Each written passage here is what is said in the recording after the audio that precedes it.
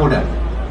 Tidak ada, sekali lagi, tidak ada uang 1 rupiah pun uang yang boleh keluar, yang dikeluarkan oleh para supir-supir kontainer ini, ya, untuk dimakan oleh para pelaku-pelaku. Pak Kapolri, selamat pagi. Selamat pagi Bapak Presiden. Ya, ini saya di Tanjung Priok, ada banyak keluhan dari para driver kontainer yang berkaitan dengan pungutan liar, pungli.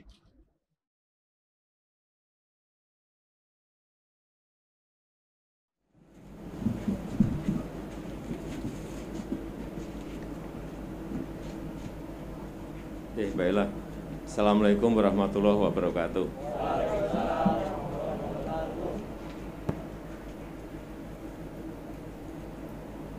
Pagi hari ini saya senang bisa bertemu dengan Bapak-Bapak semuanya. Saya mendapatkan keluhan yang saya lihat dari media sosial. Terutama driver banyak yang mengeluh karena urusan bongkar muat. Benar enggak? Tolong nanti diceritakan problemnya apa sehingga kita bisa memberikan jalan keluar. Dan tidak usah takut dengan Pak Menteri atau pimpinan-pimpinan di pelabuhan di sini. Disampaikan apa adanya, kalau bisa dicarikan jalan keluar akan saya carikan secepat-cepatnya. Saya rasa saya mampir ke sini hanya untuk itu. Silakan.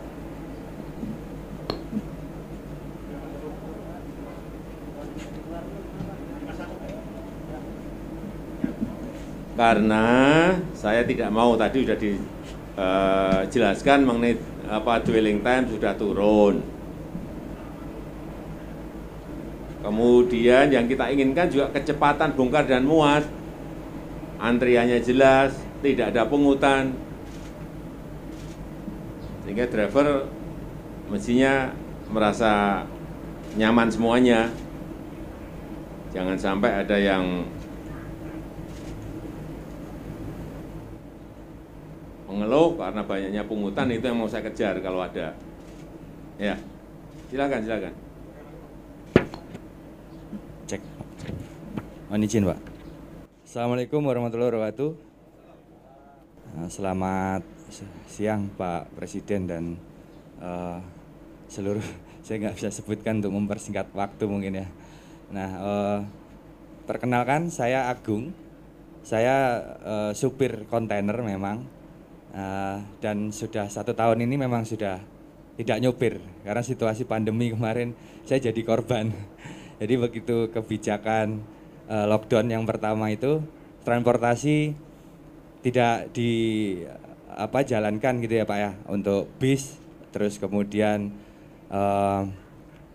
kereta, pesawat itu tidak ada. Waktu itu saya pulang kampung, begitu tidak ada transportasi, saya tidak bisa balik ke Jakarta, akhirnya sampai tertahan 2 bulan.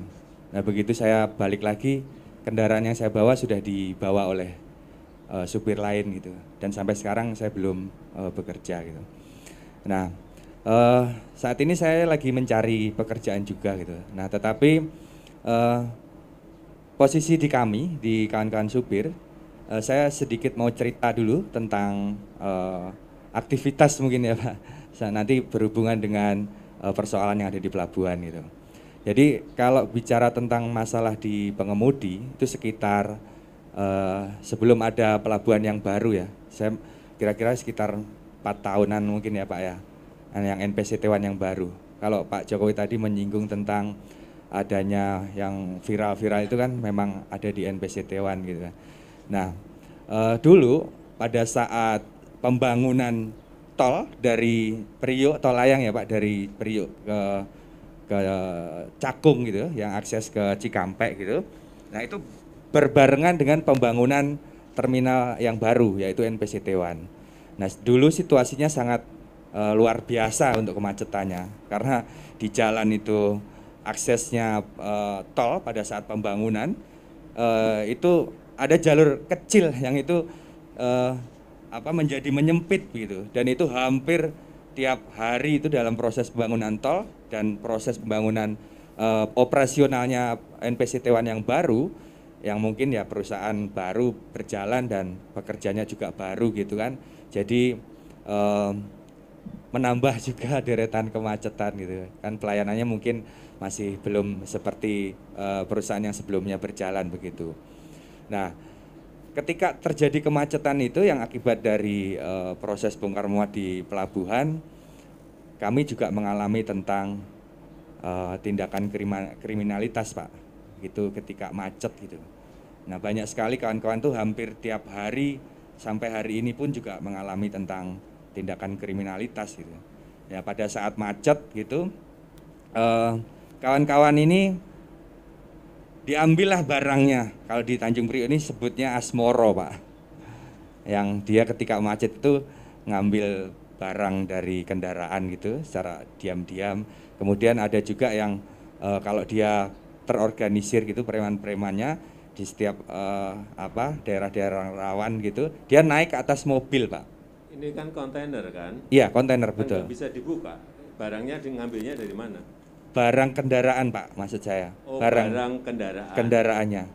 Kan dia ada ban setip, kadang aki, kadang juga handphone. Kalau dia berani naik ke mobil itu ditodong kita, Pak. Ditodong, kemudian diminta barang-barang kita, handphone, dompet, segala macam, uang jalan habis gitu. Nah, yang sering terjadi itu kawan-kawan dari luar kota gitu. Nah, tetapi yang dari ekspor impor, yang teman-teman yang bawa kontainer itu sebelum ini sekarang kami sudah ada ya wadah untuk penyambung silaturahminya, Pak. Kalau dulu itu kan sebelum kita ada wadahnya, teman-teman supir itu membangun suatu kayak komunitas begitu. Nah, itu dulu sesama supir kontainer aja itu saling musuhan, Pak. Tidak ada rasa kebersamaan gitu. Begitu keadaan macet, ada di depannya itu ada yang dinaikin mobilnya naik ke atas mobil gitu, bawa celurit apa nodong gitu. Itu nggak ada yang berani nolong, Pak. Padahal itu depan, belakang, samping, kanan itu kan kendaraan semua dan itu orang semua gitu. Itu sangat memprihatinkan dulu. Karena dia takut kalau posisinya nanti dia membantu, preman-preman itu akan nyerang balik begitu ke dirinya. Maka dia lebih memilih tutup kaca. Nah, itu memperhatikan sekali gitu kan. Nah, waktu itu kalau keadaan kayak gitu kita diamkan, nah ini kapan bisa kita selesaikan bareng-bareng gitu. Sekarang masih ada enggak itu? Masih, itu, Pak. Tadi kan ngomongnya dulu. Sekarang masih? Masih, Pak. Masih? Ya. Tapi tidak seperti dulu, sekarang agak terminimalisir, Pak.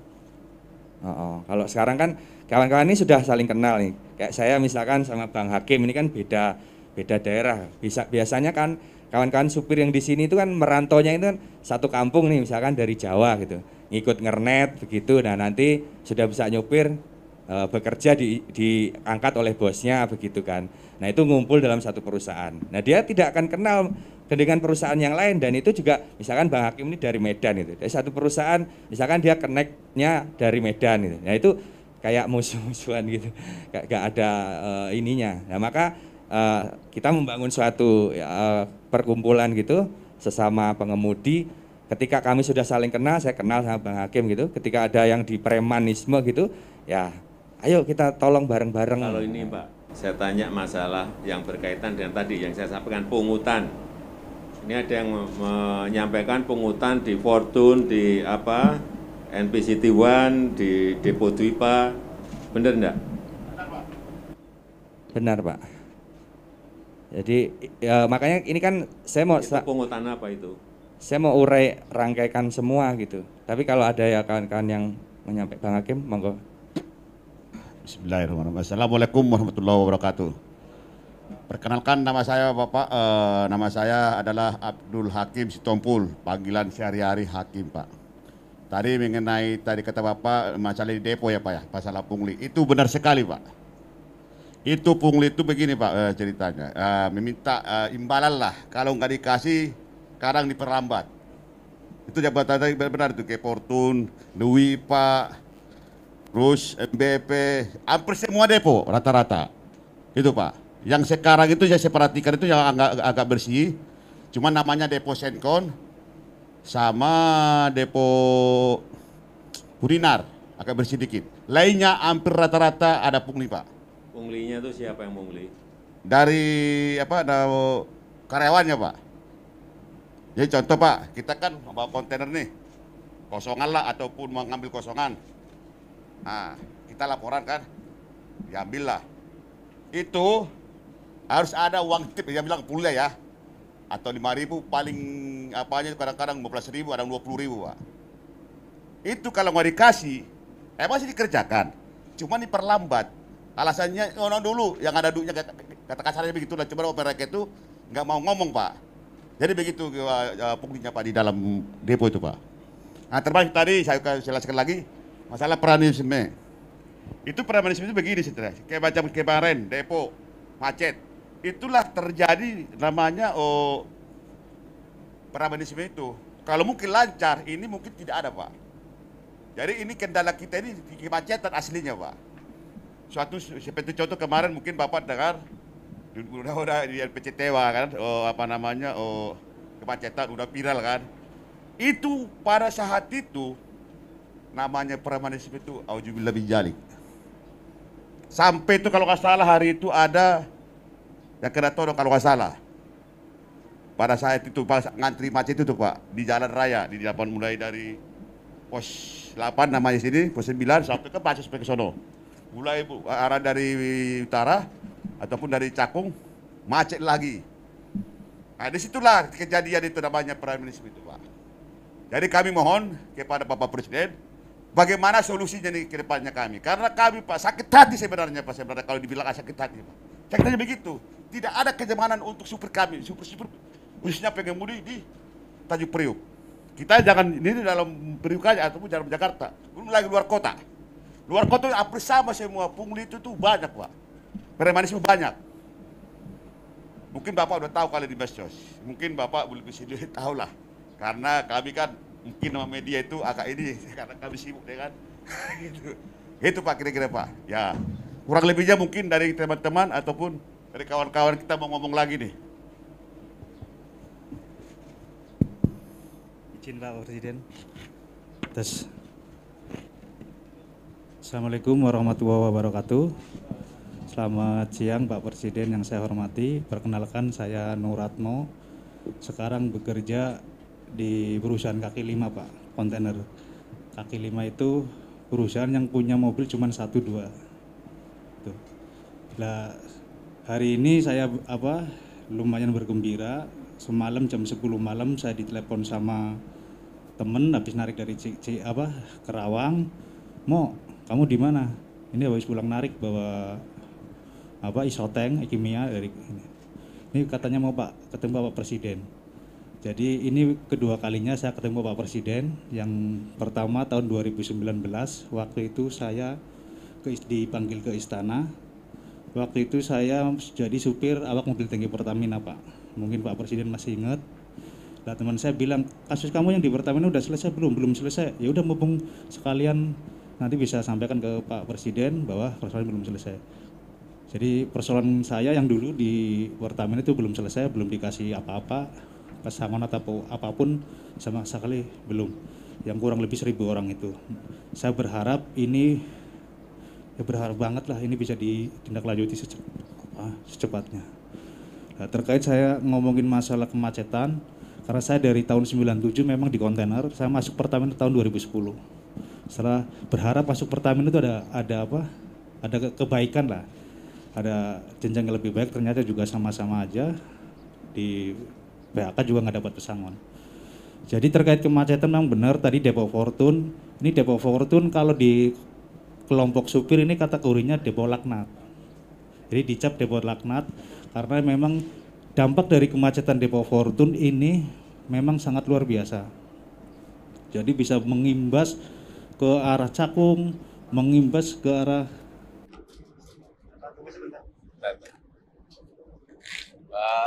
Pak Polri, selamat pagi. Selamat pagi Bapak Presiden. Enggak, ini saya di Tanjung Priok. Ada banyak keluhan dari para driver kontainer yang berkaitan dengan pungutan liar, pungli di Fortune, di MPCT 1, kemudian di Depo Dwipa. Pertama itu. Yang kedua juga kalau pas macet, itu banyak driver-driver yang dipalak sama preman-preman. Ini keluhan ini tolong bisa diselesaikan. Itu aja, Pak Bori. Iya. Ya, terima kasih. Iya, oke. Nggak apa-apa. Ya, itu aja. Terima kasih. Lanjut Pak ya. Ya, jadi dampak dari kemacetan satu tempat itu berdampak memang kemana-mana. Kayak di Depo Fortune itu bisa berdampak ke Cakung, bisa berdampak ke Cilincing. Itu orang bongkar bisa sampai seharian baru selesai.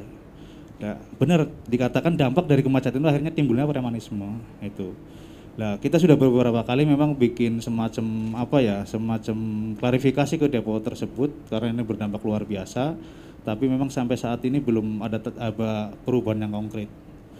Terus terkait pelayanan yang di pelabuhan, kebetulan memang ini kan situasinya nggak tentu. Makanya kemarin ada satu aparat kepolisian yang mengontrol situasi di NPCT 1 gara-gara ini viral, ngontrolnya pagi ya pasti lancar. Karena kalau pagi kita itu adanya di pabrik. Kalau jam segini kita biasanya adanya di pabrik, lagi muat atau lagi bongkar. Nah, macet-macet itu biasanya mulai habis maghrib atau habis isya sampai malam. Itu biasanya. Nah, itu di hari-hari tertentu memang nggak semua hari. Biasanya malam Rebo, malam Kamis, Jumat Sabtu itulah. Nah, memang itu dampaknya bisa kemana-mana. Makanya harapan saya dan teman-teman ya terkait kemacetan yang berdampak premanisme ini bisa secepatnya dibenahin. Itu dari saya, terima kasih. Assalamualaikum warahmatullahi wabarakatuh. Ya, saya sudah nangkep semuanya apa yang diinginkan oleh Bapak-bapak semuanya. Tadi juga sudah saya perintah langsung ke Kapolri untuk dicek di lapangan, diselesaikan. Nanti pasti akan melapor ke saya. Sini juga saya kira sudah didengar langsung oleh Pak Kapolda Metro, tapi saya enggak perintah langsung, perintahnya ke Kapolri biar semuanya jelas dan bisa diselesaikan di lapangan. Nanti akan saya ikuti ini proses ini. Nah, kalau keluhan-keluhan seperti itu tidak diselesaikan, udah pendapatannya sedikit, masih kena preman, masih kena pungli, itu yang saya baca di ini, di status di media sosial yang saya lihat keluhan seperti itu memang harus kita selesaikan dan diperhatikan. Saya rasa itu yang bisa saya sampaikan pada kesempatan yang baik ini. Sekali lagi saya terima kasih atas pertemuan pagi hari ini. Nanti coba prosesnya ini akan saya ikuti. Nanti saya akan cek ke